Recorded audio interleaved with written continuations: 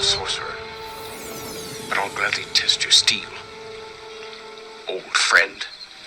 Welcome to the Restitutor Orbis channel, and I thought we'd come back and take a closer look at the Erie Canal. The Erie Canal, the infrastructure and engineering achievement, a required waterway from Lake Erie to the Atlantic. What came first, though? Was it really the canal or the towns?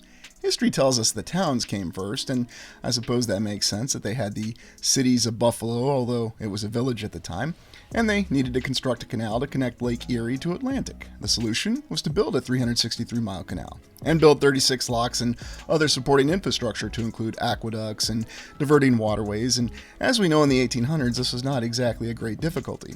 But it was a dream project that had been suggested in the 1700s according to the official history. And once the United States was a nascent nation, they even submitted the proposal to President Thomas Jefferson in the very start of the 1800s. Thomas Jefferson was not exactly a supporter of the project. He said, I'm something of an engineer myself, and I might be wanting a bagel with my coffee. And he said that the project of the Erie Canal was just outright lunacy, or just short of lunacy. In any event, he was not going to support it. So it was left to subsequent politicians, namely this individual, DeWitt Clinton, governor of New York, who bears more than a striking resemblance to actor Cliff DeYoung. I'm sure that's just another coincidence, as we have many in these explorations. And he became the real champion of the project of building a canal in New York at that time. And remember, the United States was a nascent nation, and this was just after the War of 1812. Well, he contracted this engineer, Benjamin Wright, civil engineer, who bears a bit of a resemblance to a Telosian in capabilities. I mean, he had to be able to build this canal, that is, having telekinesis. And we also have other amateur engineers who assisted with the project, such as this individual, Canvas White. Also, we're told he's the inventor of the wondrous Rossendale cement. And they managed to complete the canal in 8 short years, and it was all done by amateurs. Yes, all of these engineers and individuals who were responsible for building this canal and all the engineering ingenuity that went along with it, they were not professional engineers. In fact, most of them practiced law. And I suppose that's the real explanation that we have from the 1800s is, this is the United States, and it's the 1800s. You do not need professional experts. You have people on the ground who could suddenly become experts. Benjamin Wright, Canvas White, yes, those names rhyme, isn't that funny? They were the ones who could simply innovate all of these wondrous technological aspects to complete this canal. And keep in mind, when you build a canal, you're not just simply constructing a canal, you actually have to excavate it and dig it. And keep in mind that since the United States was not developed at this time, they also had to remove all the trees. Oh, and by the way, they had to cut this canal out of limestone and rock. And they managed to achieve this in 8 years. Now, we have supporters of the mainstream narrative who like to tell us that the Industrial Revolution had happened and that made this possible. Yes, the Industrial Revolution, although heavy machinery was not invented until 1890 and employed in engineering projects on a large scale until the early 1900s, and we saw the wondrous engineering projects that gave us. But the Erie Canal is impressive because they did this all with human and animal power and to a lesser extent hydraulic power. So they cut through the rock, they managed to cut a nice deep canal, they managed to build it 363 miles in 8 years. Oh, and by the way, they also managed to invent new methods of removing all the tree stumps when they pulled all the trees down in the forest so they could dig out this canal. And that was all done with animal power. And again, remember, and here's one of the images that you can see, this was done before the advent of heavy machinery. And, we have this nice sketched picture, this rendering, this drawing, and that's all we really need to answer all of our questions. I mean, if somebody could draw something, it must have happened, right? And you can see how convincing this is. Now, we also have another account that the canal was namely built by German stonemasons and Irish immigrants who came in and did a lot of the heavy labor. But we're also told that some of those wicked nativists that they had in the United States, even as early as the 1820s, attacked many of the workers. They also fell sick with fever and other issues, yet despite all these issues, being attacked viciously and physically and suffering from numerous sicknesses and ailments, they still managed to complete the canal in a very short amount of time. And it's certain to say that even with our wondrous technological capability today, could we build a canal like this in 8 years? Well, maybe we could. The answer always is now is we just need the money, but we have the distraction of safety standards and other technological distractions. We do have images that show us how they poured the water, the marriage of the waters as they called it, once the canal was complete, to show the fresh water and the salt water being mixed, and they now had their wonderful water highway. The other intriguing aspect is all the other different things that grew up on the Erie Canal once they suddenly had it. I mean, I don't mean to suggest that the Erie Canal was already there, but it's intriguing when you look at the development of the cities that are along the Erie Canal, such as Rochester, Syracuse, and others, and the fact that we already explored Buffalo earlier, as Buffalo is the terminus point of the Erie Canal, and we did take an initial look at it at that time. We also have impressive architecture and infrastructure that was established within the Erie Canal, such as these wondrous aqueducts. And we're told that they had to come up with a solution for the trouble of cement that was available at the time, setting in the water, as technologically they didn't have one. And this led to the great invention of the Rossendale cement, supposedly by an individual named Canvas White, who we looked at earlier, the amateur engineer who was really an assorted hanger-on and suddenly became a major supporter of the project. But you can see that a lot of this infrastructure still stands to this day, and it's very impressive. And none of this natural cement appears to be eroding, much like the current Portland cement that we prefer using in all of our architectural and engineering projects in the modern and advanced 21st century. But for various reasons, we're told that they stopped using the natural cement. So I guess Portland cement's just that much better. You can also see that there's no shortage of bridges over the Erie Canal, and we have many different songs and American cultural references to the use of the Erie Canal. The whole purpose behind the Erie Canal is it's what led to the rapid advancement and development of these communities. Of course, we also had a rapid advancement and development of many Midwestern communities that were far to the west of the Erie Canal, essentially the states of Illinois, Minnesota, Iowa, and all the others that grew up very rapidly, and they didn't have a canal. Of course, the answer will be, but they had the Mississippi River. Okay, fine, so be it. But we can look at these lock systems and see that these were developed and built at a time by people who were amateur engineers.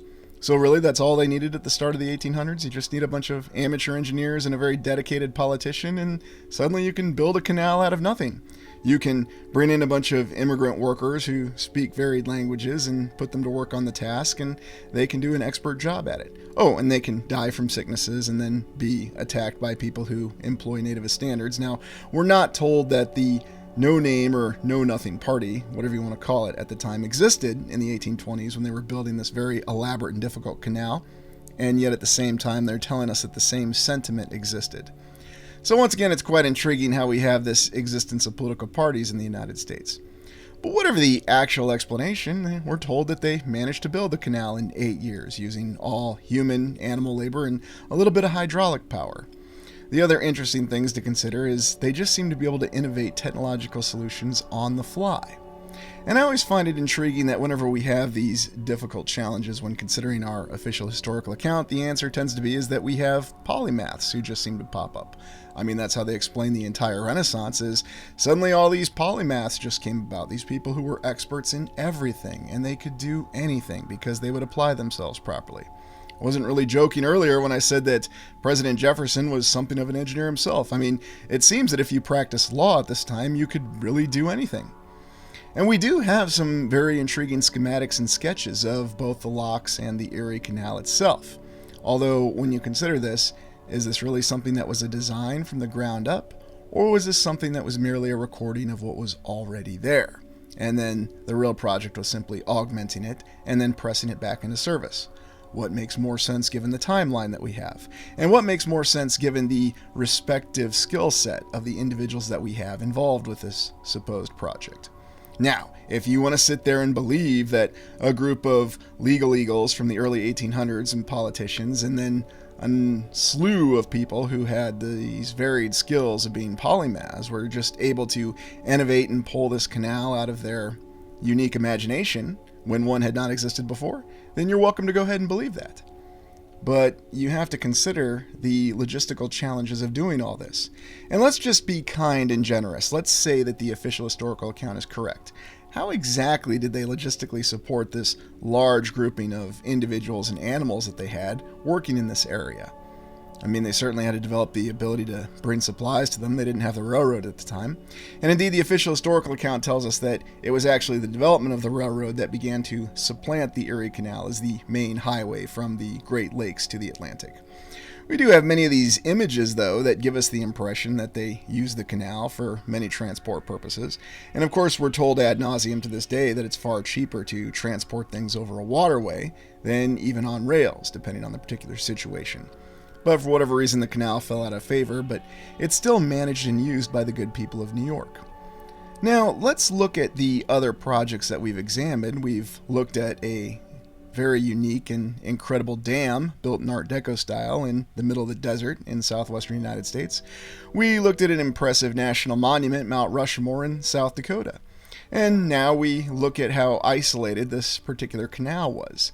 And really think about all the engineering effort that went into this canal. They had to dig it, they had to go through varied terrain in New York State at the time, which would eventually be called the Empire State because of how connected it was.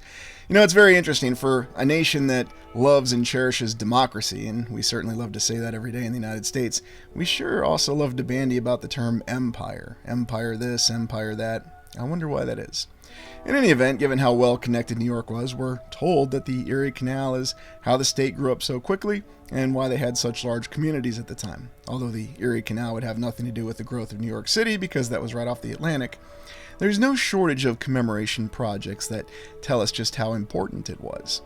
And something else that's really intriguing is when you look at all the cities or towns or villages that are along the Erie Canal to this day, chart their development and how they came about, and take a look at their population counts. You might find something very interesting about certain towns and cities that might not exactly make a lot of sense if we're supposed to go off the historical account. I'm not here to tell you everything, I'm just here to point you in certain directions and allow you to do your own research and see if you can corroborate this account. And maybe it did happen exactly like this. I mean, we're told that Benjamin Wright tried to design other canals as well. Even though he was not officially a professional engineer, I guess he really got the knack of it though, once he had completed the Erie Canal. I mean, just think about it. If you could pull off a project like that, why would you want to waste time being a lawyer? You may as well switch to being a civil engineer and design and build more canals across the country.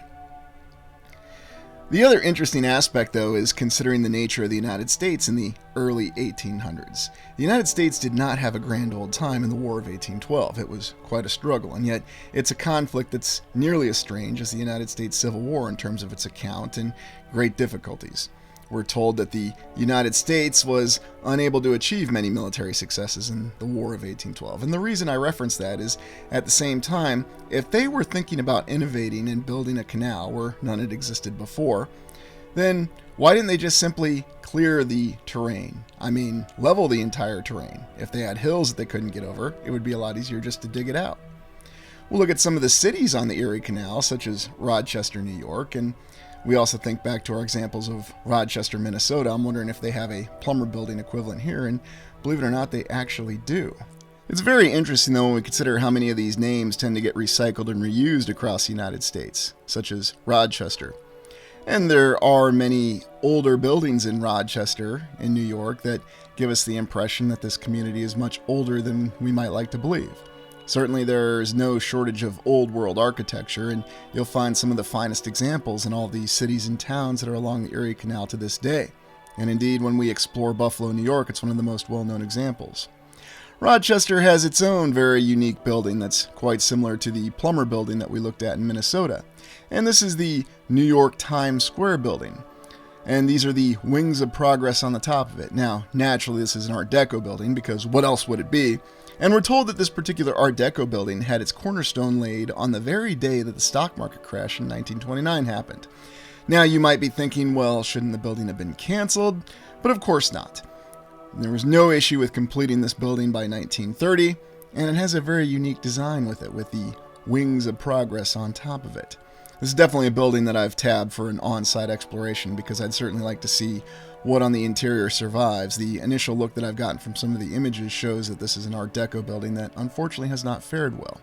But when you see some of the other surrounding buildings here in Rochester, New York, you can see that there's still the signs of old world architecture and a very different signature than we'd expect in a more modern American city in the middle of New York, or Main Street, USA.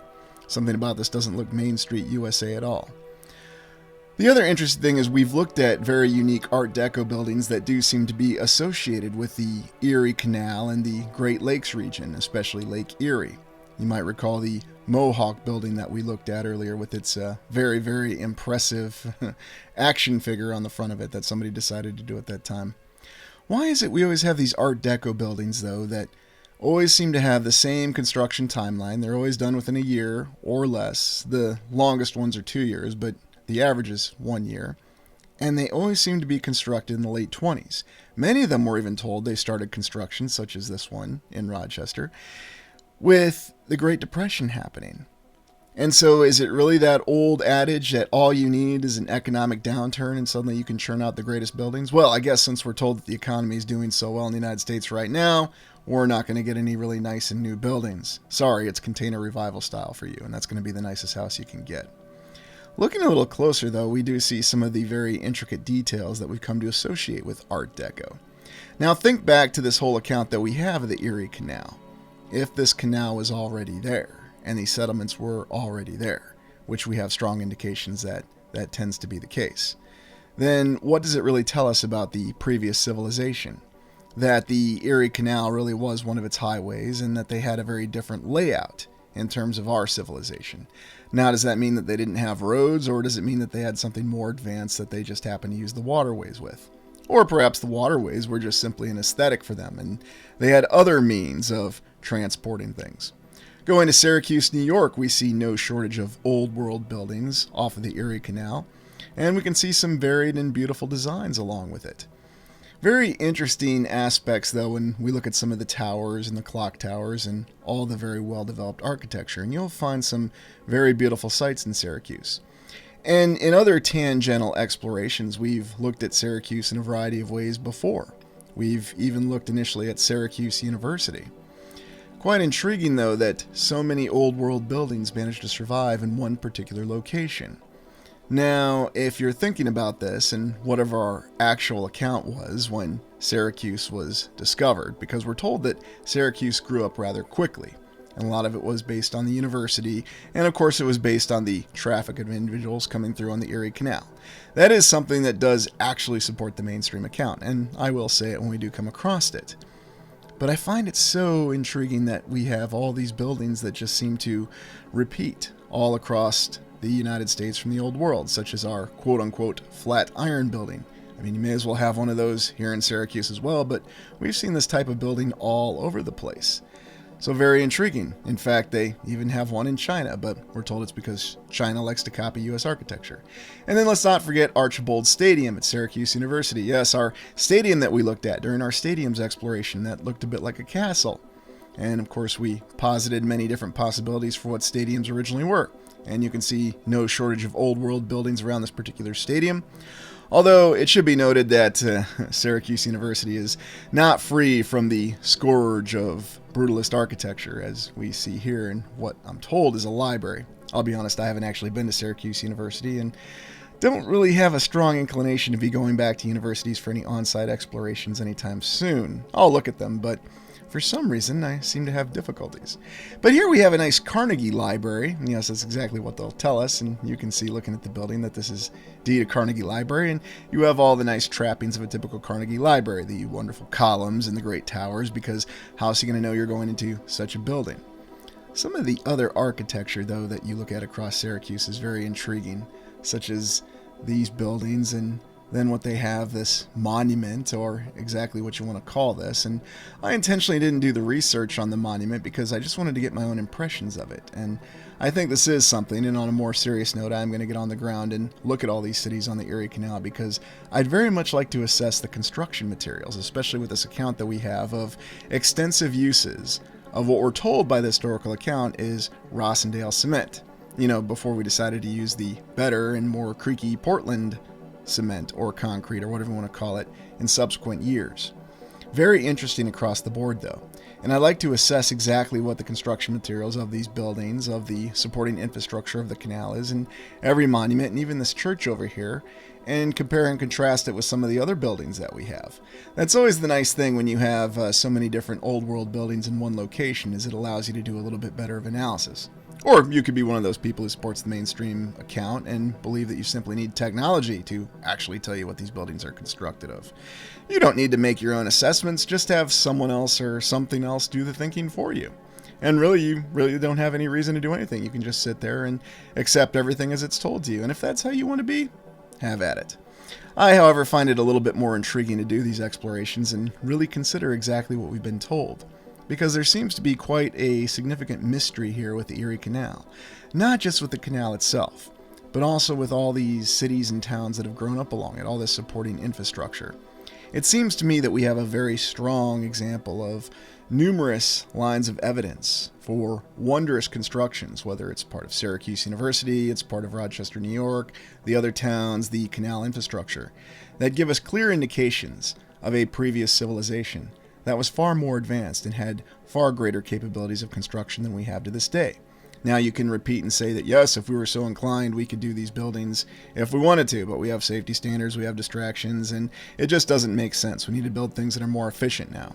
And if you want to keep saying that, and if you want to keep thinking that, be my guest. But you're doing that when you have all this evidence that's right in front of you everywhere that you look. And of course, when you show these images to someone and you say, this is strange, they'll say, what's strange about this? And they'll be completely serious about it. And perhaps you just have to accept the fact that some people are very, very strongly indoctrinated with what they've been told. And as we know, what you've been told first tends to be the truth, no matter how much conflicting evidence that you tend to see. And that's one of the more difficult aspects of these explorations, is really accepting this. And here we have a wondrous observatory. This is supposedly the second oldest building on Syracuse University. And what exactly is this constructed out of? Some sort of advanced geopolymer? What are your thoughts on this? So we're told that a number of technological innovations were required to complete the construction of the Erie Canal, and the one I want to focus on is the waterproof cement, as this is a very interesting exploration topic that alternative researchers come across a lot. The Romans had it, but then the world forgot how to make cement that could stand up to water. The secret was still a mystery when the Erie was being planned. And yet there's conflicting accounts on this, because we're told that in Great Britain, they actually had the mixture for this cement, but then other accounts say no, they didn't. So make of it what you will. Builders had no idea where they would come up with this critical item to hold together stone locks and aqueducts. And you might recall the individual who came up with this was Canvas White. But here we have this account, this individual, Andrew Bartow, an educated farmer who lived along the route of the Erie Canal, began experiments with a type of limestone found near his home. Because, I guess being a farmer, he just didn't have enough to do to occupy his time, and he just took extra time to experiment to innovate the cement because he knew they'd need waterproof cement to build the Erie Canal. It all makes perfect sense to me. By heating it to just the right temperature, he was able to produce a cement that would retain its hardness underwater. Rossendale cement. Cement from the same vein was used to build the Brooklyn Bridge more than half a century later, called Ken Burns. But yet, when we look at this account of Andrew A. Bartow, and remember this individual is just a farmer, here's what we have. In 1820, a patent for water lime, a hydraulic cement necessary for building locks, was issued to Canvas White, and that there is the Rossendale cement. And yet here we're told, however, letters and documents exist that prove that Andrew Bartow deserved the recognition for this important discovery. To avoid the costly and time-consuming task of importing hydraulic cement from Europe, so you see, conflicting account, they're saying they already had the hydraulic cement from Europe, but then in the other account they said, no, it needed to be innovated and invented again. Well, which is it? He examined the limestone, he came up with a different kind of limestone, and then get this, he took it to Professor James Hadley at the medical college. Well, wait a minute. So a doctor is now an expert in innovating concrete and cement? So if I invent a new fuel-efficient method for my car, I'm going to go talk to my dentist about it, and he's going to certify it, and then the work will be confirmed that it's now perfect for use in cars because dentists are experts? Oh, wait a minute. This is the early 1800s, where everybody's a polymath, and everybody can be an engineer and an inventor. And I like this. Bartow informed the canal engineer, Canvas White. Remember, Canvas White was an amateur engineer, and White paid him $2,000, applied for, and was granted the patent. Bartow is to have a quarter interest in the patent. Little money was made by either man because others began to sell the water lime without paying royalties. Oh, somebody always gets cheated. That's the real American story, isn't it? And finally, with Bartow, they say this. In addition to his knowledge of construction, farming, science, and education, he was sufficiently qualified in legal matters to serve as a master of chancery, his name appearing on many county documents of his day. So, once again, everybody was an expert in everything, and that's exactly how we explain the mighty achievements in the United States and New York of the Erie Canal. What are your thoughts? Thank you for joining me. Please like, comment, and subscribe. I'd love to stay, but